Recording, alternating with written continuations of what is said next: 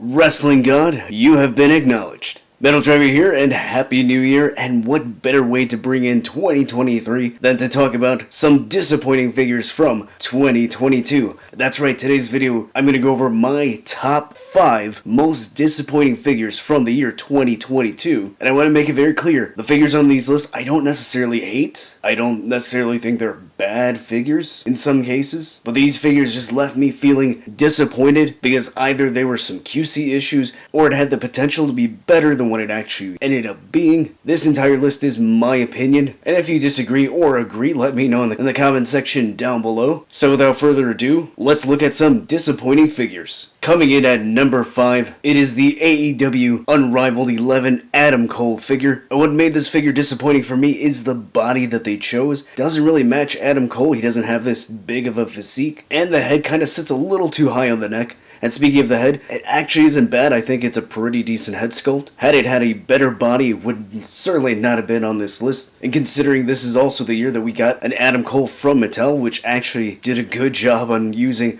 a correct body for that figure, this Adam Cole by Jazzwares unfortunately disappointed me this year and made the list. Coming in at number 4 is Elite 95 Eddie Guerrero, and this figure had the potential to be the best Eddie figure in the Mattel line. Unfortunately, this head sculpt is not very good. I've said it multiple times on my channel, a head sculpt can either make or break a figure, and in this case, it breaks the figure, which really sucks because it has double jointed elbows, nice attire, we even get a chase version as you can see, but unfortunately, I don't know what Mattel was thinking with this head sculpt. Doesn't really look like Eddie unless he got stung by a dozen bees. So here's hoping that Mattel can rectify this by giving us an Ultimate Edition Eddie Guerrero really soon. Making the list at number 3 is the Luminaries Collection Owen Hart by Jazzwares, and this is a figure that was over 20 years in the making. Finally got one after 2 decades, and it is stained on the torso. And I was really bummed out by that, but I was trying to be hopeful in my review, saying that maybe it's just mine. Yeah, there were people in the comments that said that this was pretty much a widespread thing. Every video that they watched had this staining issue, so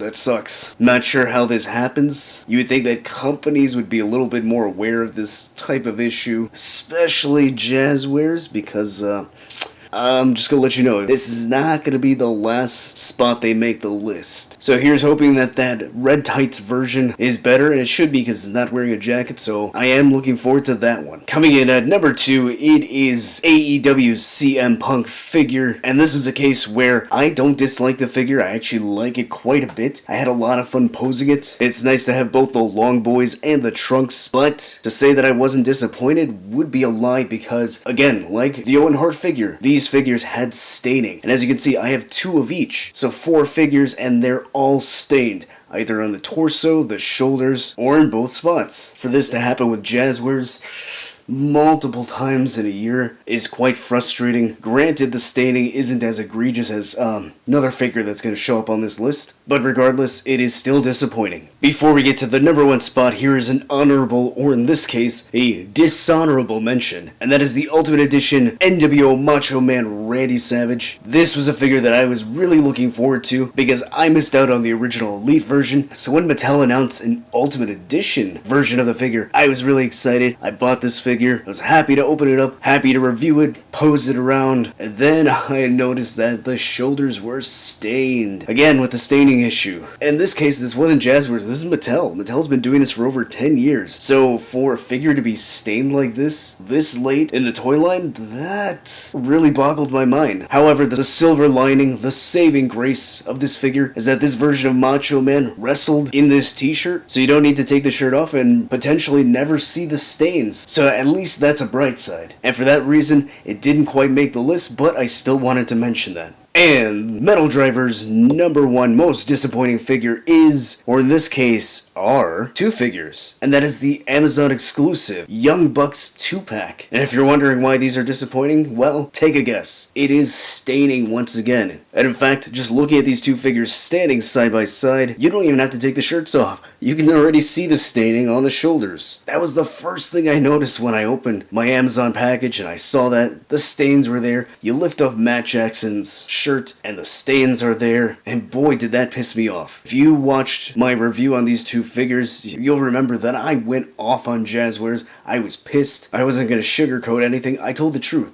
This was unacceptable. It was absolutely ridiculous that this would be happening. And the thing is, I was looking forward to these because these looked very promising. They looked like they could have been the best Young Bucks figures in the unrivaled/unmatched line. The attire looked great, the shirts looked great, even the Matt Jackson head sculpt looked pretty good, but the stains here were absolutely horrid. And I know I wasn't the only one that had this issue. There were multiple figures, multiple people on social media posting that these had stains. But I also saw a lot of people just ignoring the stains and saying that these figures were great on different forums. Look, if you're watching this and you're a fanboy and you're getting pissed that I hated these or I was disappointed in these two figures, look, you gotta get your head out of your ass because you gotta speak the truth when it needs to be spoken. These figures were majorly disappointing. These stains were horrible.